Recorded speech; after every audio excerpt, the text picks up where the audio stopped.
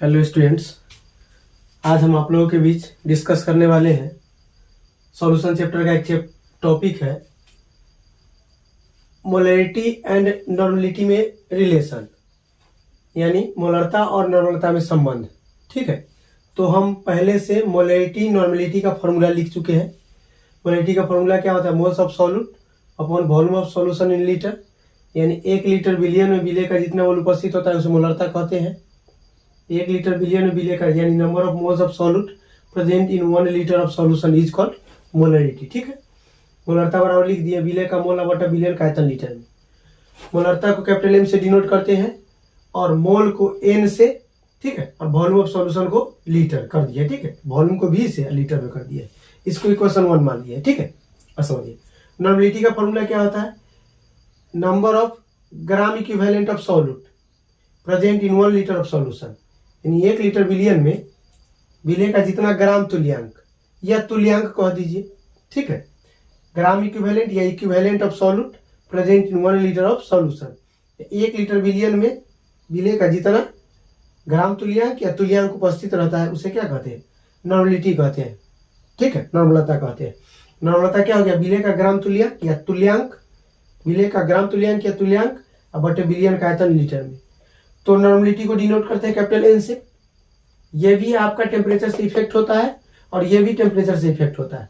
ये भी टेम्परेचर पर डिपेंड करता है और ये भी टेम्परेचर पर डिपेंड करता है। ठीक है, अब आइए इक्विवेलेंट के लिए क्या मान लिए? ई, और वॉल्यूम के लिए V in litre, equation second मान ली। ठीक है, अब थोड़ा इसको डिटेल करते हैं।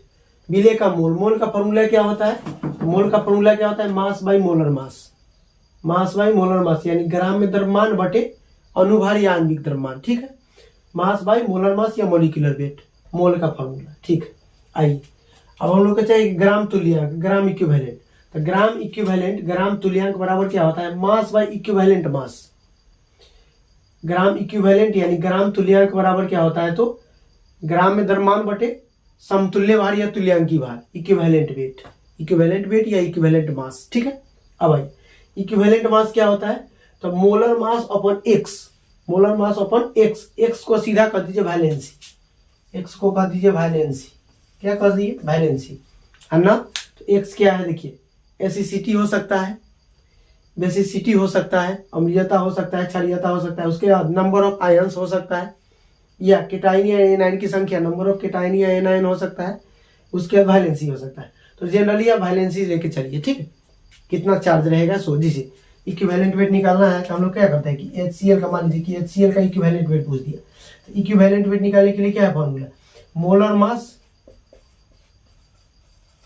Upon x. तो मोलर मास कितना हो जाएगा? हाइड्रोजन का 1, क्लोरीन का 35.5, 35.5। एक्स का वैल्यू क्या हो जाएगा? जब ये टूटेगा तो पॉजिटिव निगेटिव, किसी एक का चार्ज लेके चलिए, या तो केटाइन या एनाइन, एक 35 एक 36.5, इतना ही रह जाएगा ग्राम। ठीक है, और समझिए ग्राम इक्विवेलेंट बराबर, इक्विवेलेंट मास बराबर क्या हो जाएगा? Molar mass upon X, valency. ये इसी को वैलेंसी कहिए, या acidity, basicity, number of ions, cation anion, या वैलेंसी। अब हम लोग क्या करते हैं कि इक्वेशन 1 जो माने थे मोलरिटी का क्या था? Mole equal to N upon क्या था? V in litre, equation first था। और नॉर्मलिटी इक्वेशन सेकेंड क्या था? एन इक्वल टू हो गया था ई अपॉन क्या? Volume of solution in litre, equation second. तो हम लोग क्या करते हैं कि इक्वेशन 2 डिवाइडेड 1, यानी समीकरण 2 को समीकरण 1 से डिवाइड कर देते हैं। ठीक है, समीकरण 2 को समीकरण 1 से डिवाइड कर देते हैं। अब चलिए ए ऊपर में हो गया और नीचे में हो गया आपका कैपिटल एम। नॉर्मलिटी ऊपर में हो गया, मोलरिटी नीचे में हो गया। चलिए समझिए, एन के जगह पर क्या रखिए? इक्विवेलेंट वेट या ग्राम इक्विवेलेंट अपॉन क्या? Volume of solution in litre. और आपका एम के जगह पर क्या रखिएगा? Mole of solute upon volume of solution in litre. ठीक है, समझिएगा नॉर्मलिटी मोलरिटी, नॉर्मलिटी मोलरिटी। तो N upon M equal to क्या हो जाएगा? ए बी सी डी, ए बटा बी सी, डी बटा सी हो जाएगा। क्या हो जाएगा? Equivalent weight upon volume of solution in litre. ठीक है, इन टू ई कहा जाएगा ऊपर, volume of solution in litre upon N.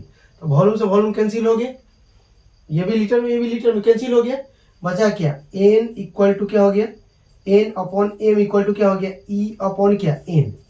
अब ई के जगह पर हम लोग क्या रखेंगे, normality by molarity E upon N, E के जगह पर आइए तो एन इक्वल टू हम लोग क्या किए कि एन अपॉन एम इक्वल क्या हो गया, ई के जगह पर इक्विवेलेंट वेट, इक्विवेलेंट वेट का क्या फॉर्मूला था, ग्राम इक्विवेलेंट या इक्विवेलेंट वेट का क्या है, मास बाय इक्विवेलेंट मास।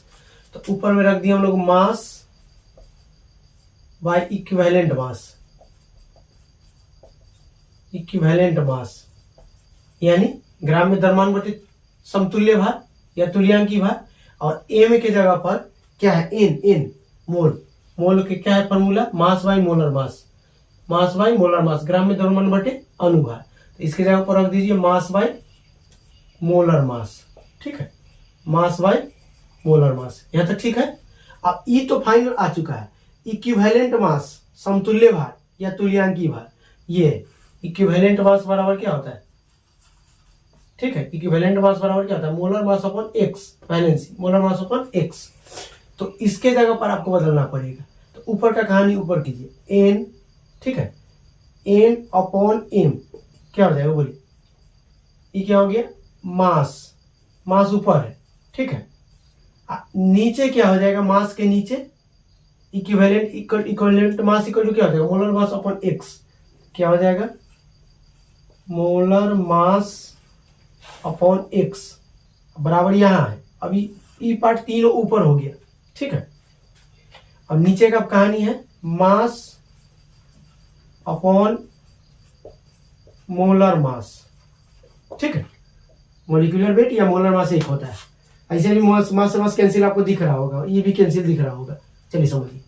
अब ये इसका पार्ट देखिए, एक पार्ट ऊपर है और दो पार्ट नीचे है, ये जो सी वाला पार्ट है कहाँ चला जाएगा, सीधा ये वाला पार्ट ऊपर चला जाएगा, तो क्या हो जाएगा, N upon M equal to क्या हो जाएगा, ऊपर में है मास इंटू क्या हो गया, एक्स, मास इंटू हो गया आपका एक्स, अपॉन में क्या हो गया, तो मोलर मास, ठीक है, मोलर मास, यहां भी आप काट सकते हैं। ई वाला कंडीशन जो नीचे वाला है, तो ई मोलर मास कहाँ आ जाएगा,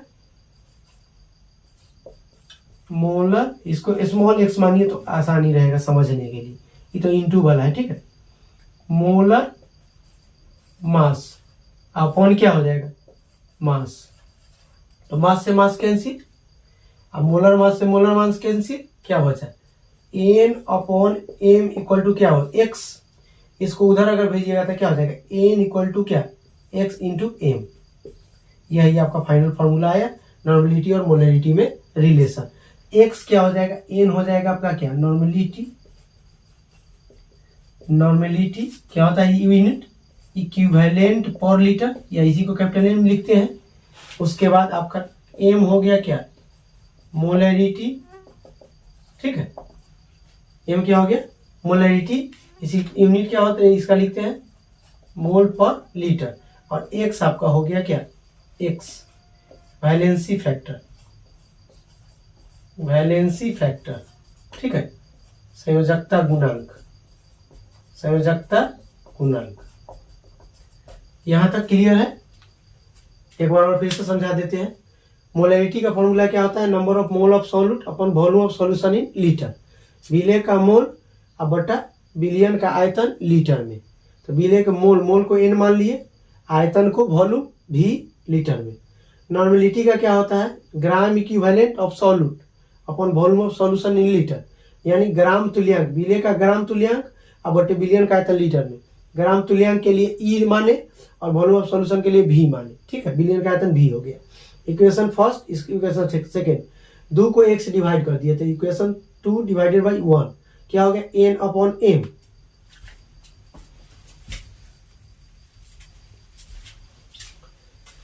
क्या कर दिए, एन अपॉन एम, तो ऊपर में एन के जगह पर क्या इतना उठा के रख सकते हैं, ई अपॉन भी, equivalent weight upon volume of solution litre, समतुल्य भार, सॉरी तुल्यांकी भार या ग्राम तुल्यांक अब बटे बिलियन का आयतन लीटर में, एम इक्वल टू हो गया एन अपॉन भी volume of solution in litre में, ठीक है, क्या विलेय का मोल बटा बिलियन का आयतन लीटर में, नीचे आई एन अपॉन एम, जब ए बी सी डी हो जाता है तो ए बटा बी, ई ऊपर चला जाएगा पैर का सर और सर का पैर, ई बटा भी अब V ऊपर चला गया, N नीचे आ गया, तो V से V, चूंकि यह भी आपका लीटर में है और यह भी लीटर में, तो लीटर से लीटर वॉल्यूम कैंसिल हो गया, बचा क्या E, ग्राम इक्विवेलेंट या इक्विवेलेंट मास अपॉन मोल। अब E अपॉन N लिख दिए। अब E इक्वल टू फॉर्मूला हम लोग क्या निकाले हैं, E equal to gram equivalent बराबर मास बाई इक्विवेलेंट मास।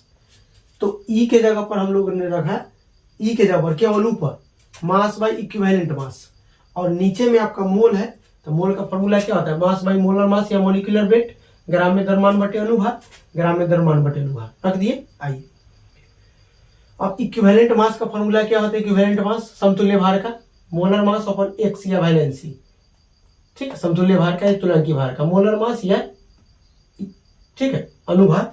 तो क्या रख दिए, देखिए इसके जगह पर क्या कर दिए, ये ऊपर का ऊपर है, ये ऊपर का ऊपर है, नीचे में ये दो पार्ट में हो गया, तो ये दो पार्ट हो गया, ठीक है।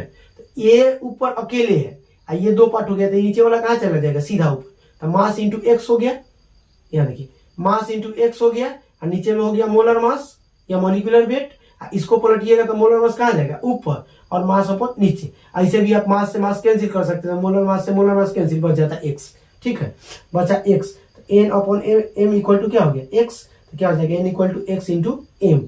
यही आपका रिलेशन है कि नॉर्मलिटी जो होता है वह वैलेंसी फैक्टर और मोलरिटी का प्रोडक्ट के इक्वल होता है, यानी नॉर्मलता जो होता है वह संयोजकता गुणांक और मोलरता के गुणनफल के बराबर होता है। अब इस पर हम लोग क्वेश्चन देखते हैं। क्वेश्चन कह रहा है calculate the normality of 2 molarity of H2SO4 solution, यानी वाले का नॉर्मलता ज्ञात करें, यानी 2m H2SO4 विलियन का 2 कैपिटल M या मोलरिटी, ठीक है, H2SO4 विलियन का नॉर्मलता ज्ञात करें।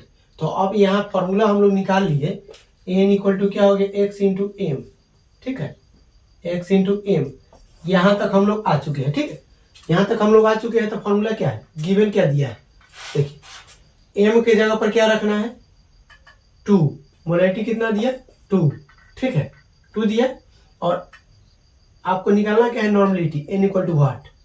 अब H2SO4 है, तो H2SO4 के लिए x का वैल्यू निकालिएगा तो हो जाएगा 2, क्योंकि H2SO4 है, तो H2SO4 तो ये तो H प्लस और SO4 डबल माइनस, ठीक है, तो ये हाइड्रोजन 2 है, तो 2 प्लस 2 माइनस 2 प्लस और 2 माइनस, तब ना इक्वल होगा, न्यूट्रल होगा, तो x का वैल्यू हो जाएगा 2, ठीक है, x का वैल्यू हो जाएगा 2। अब रख दीजिए फॉर्मूला, क्या हो जाएगा, नॉर्मलिटी इक्वल टू हो गया x इंटू एम, रख दीजिए, x के जगह पर क्या हो जाएगा, x की जगह पर हो जाएगा 2, m के जगह पर हो जाएगा 2, कितना आ गया 4।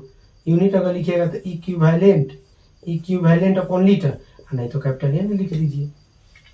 अरे अब आपका सेकंड क्वेश्चन कह रहा है कि calculate the normality of 3m capital M of HNO3 nitric acid, यानी 3m HNO3 बिलियन का नॉर्मलता ज्ञात करें। तो आप लोग क्या कीजिए कि वीडियो को पोस्ट कर दीजिए, वीडियो को पोस्ट करके आप पहले खुद से सॉल्व कीजिए, ठीक है, जब खुद से सॉल्व हो जाएगा तब आंसर आप मिला लीजिएगा, ठीक है, वीडियो को पोस्ट करके आप बनाइए, ठीक है, आप बनाते हैं, ठीक है। मोलरिटी दे दिया, मोलरिटी का वैल्यू कितना दिया 3, और आपका नॉर्मलिटी पूछ रहा है, ठीक है, नॉर्मलिटी पूछ रहा है, और x का वैल्यू, क्योंकि HNO3 को तोड़िएगा तो HNO3 पॉजिटिव निगेटिव, x का वैल्यू हो जाएगा 1। किसी एक का चार्ज आपको लेना है, पॉजिटिव निगेटिव, हाँ ये तोड़ने आना चाहिए आपको, एक पॉजिटिव दूसरा निगेटिव, तो किसी एक का चार्ज ले लीजिए। अब रख दीजिए normality equal to x into M, ये हो गया आपका 3, ये हो गया 1, हो गया 3 इक्विवेलेंट पर लीटर। कह रहा है calculate the normality of 6 capital M of MgSO4। Next question क्या कहा, calculate the normality of 6m of MgSO4 solution, ठीक है। तो MgSO4 का आप खुद से तोड़ लीजिए, Mg पर क्या होता है डबल पॉजिटिव, और SO4 पर क्या होता है डबल नेगेटिव, यानी x का वैल्यू आ गया 2, x का वैल्यू आ गया 2, और मल्टीप्लाई कर दीजिए 6 इंटू 2, 12 आ गया, ठीक है सर, 6 इंटू 2 क्या आ जाएगा 12। यहाँ तक आ गया समझ में, कोई दिक्कत। x का वैल्यू आपको पता होना चाहिए और कुछ नहीं है, बस जब फार्मूला निकाल दिए तो इजी से बन जाएगा, फार्मूला नहीं निकला हुआ रहता तो बहुत डिफिकल्ट होता, ठीक है।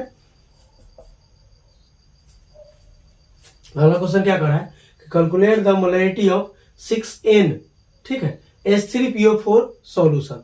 अब H3PO4 के लिए बोले थे, याद होगा अगर H3PO4 रहे तो इसका बेसिसिटी होता है क्या, ट्राइप्रोटिक होता है 3 होता है। H3PO3 है तो इसका होता है 2। H3PO2 है तो इसका होता है 1। इसके लिए बता भी दिए थे कि इस ऐसा कंडीशन रहेगा तो क्या कीजिएगा कि सबसे पहले ऑक्सीजन 1 2 3, इसमें ऑक्सीजन 4 है तो पहला ऑक्सीजन को आप छोड़ दीजिए, ठीक है। पहला ऑक्सीजन को छोड़ दीजिएगा तो 1 हाइड्रोजन 2 हाइड्रोजन 3 हाइड्रोजन। फॉस्फोरस के साथ ऑक्सीजन आएगा डबल बॉन्ड OH 1 2 1 3, समझ रहे हैं। बेसिसिटी क्या हो जाएगा इसका 3 हो जाएगा। उसी तरह से अगर ये है, ठीक है, तो 1 2 3 पहला को क्या करना है, ऑक्सीजन को छोड़ देना है तो 1 2 और ये हो गया आपका 3। फॉस्फोरस के साथ ऑक्सीजन डबल बॉन्ड और OH सिंगल बॉन्ड, फिर OH सिंगल बॉन्ड और एक H सिंगल बॉन्ड, तो कितना है बेसिसिटी 2।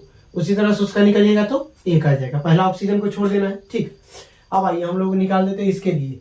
तो एक्स का वैल्यू हम लोग को कितना मिल गया 3, ठीक है, क्योंकि 3 को OH निकलेगा। उसके बाद आ जाइए N का वैल्यू आ गया 6। मोलैरिटी, नॉर्मलिटी का फॉर्मूला क्या है, मोलैरिटी पूछ रहा है, मोलैरिटी इक्वल टू व्हाट, तो नॉर्मलिटी इक्वल टू क्या होता है फॉर्मूला, x इंटू मोलैरिटी, यही ना होता है।